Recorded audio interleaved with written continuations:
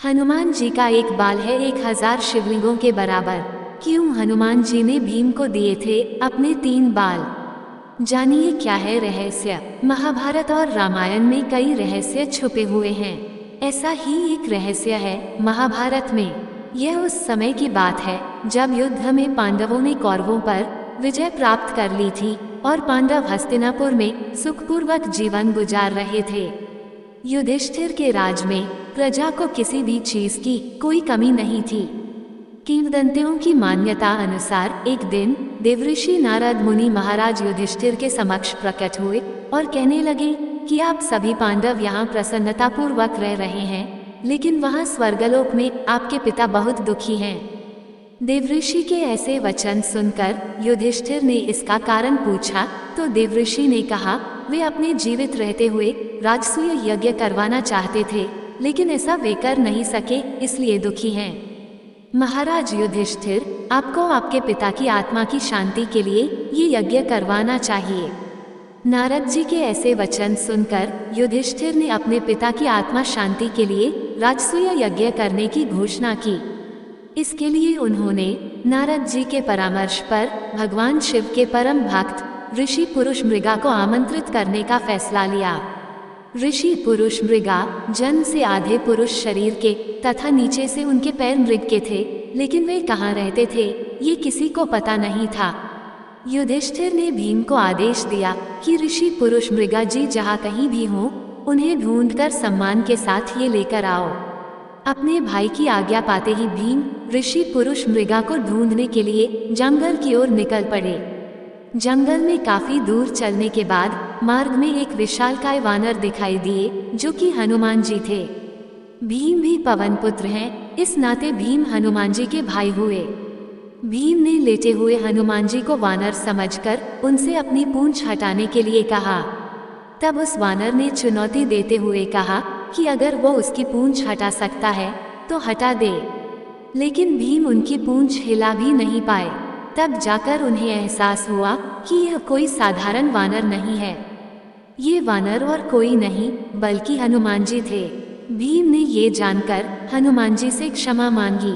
भीम ने हनुमान जी को अपने जंगल में भटकने का उद्देश्य बताया। कुछ विचार करने के बाद हनुमान जी ने भीम को अपने शरीर के 3 बाल दिए और कहा कि इन्हें अपने पास रखो, संकट के समय में ये तुम्हारे काम आएंगे। भीम ने हनुमान जी के वे 3 बाल अपने पास सुरक्षित रख लिए और चल पड़े ऋषि मृगा को ढूंढने। कुछ दूर जाने के बाद ही भीम को भगवान शिव के परम भक्त ऋषि पुरुष मृगा मिल गए जो महादेव की स्तुति कर रहे थे। भीम ने उनके पास जाकर उन्हें प्रणाम किया तथा अपने आने का प्रयोजन बताया। इस पर ऋषि पुरुष मृगा भी उनके साथ चलने को राजी हो गए, लेकिन उन्होंने एक शर्त रख दी। पुरुष मृगा ने ये शर्त रखी कि तुम्हें मुझसे पहले हस्तिनापुर पहुंचना होगा, नहीं तो मैं तुम्हें खा जाऊंगा। भीम ने थोड़ी देर विचार करने के बाद ऋषि पुरुष मृगा की शर्त स्वीकार कर ली। शर्त स्वीकार करने के बाद वे अपनी पूरी शक्ति के साथ हस्तिनापुर की ओर दौड़ने लगे। बहुत दूर तक भागते भागते भीम ने जब पीछे की ओर यह जानने के लिए देखा कि ऋषि पुरुष मृगा कितने पीछे रह गए हैं, तो उन्होंने पाया कि ऋषि तो बस उन्हें पकड़ने ही वाले हैं। ये देख भीम चौंक गए और घबराकर अपनी पूरी शक्ति के साथ शीघ्रता से भागने लगे, लेकिन हर बार पीछे देखने पर उन्हें ऋषि मृगा उनके बिल्कुल पास नजर आते थे। भागते भागते तभी भीम को हनुमान जी के दिए उन 3 बालों की याद आ गई। हनुमान जी ने कहा था कि संकट काल में ये तुम्हारे काम आएंगे।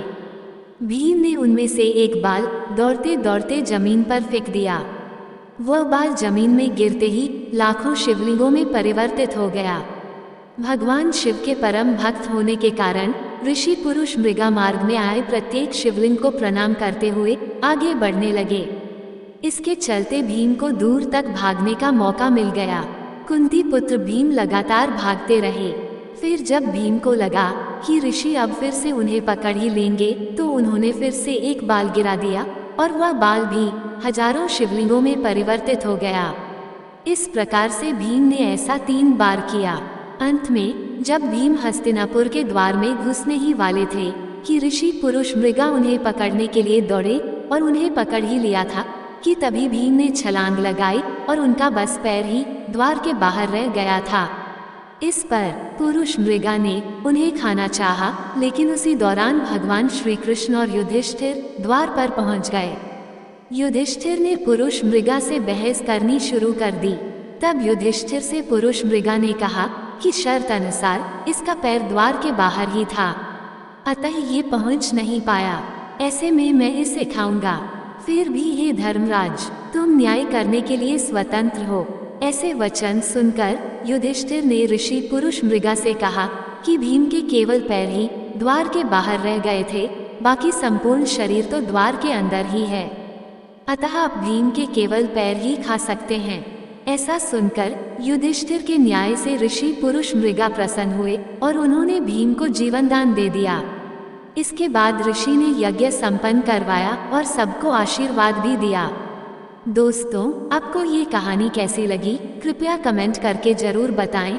वीडियो पसंद आया हो तो लाइक करें और ऐसी ही और भी बहुत सारी कहानियों को सुनने के लिए चैनल को सब्सक्राइब जरूर करें।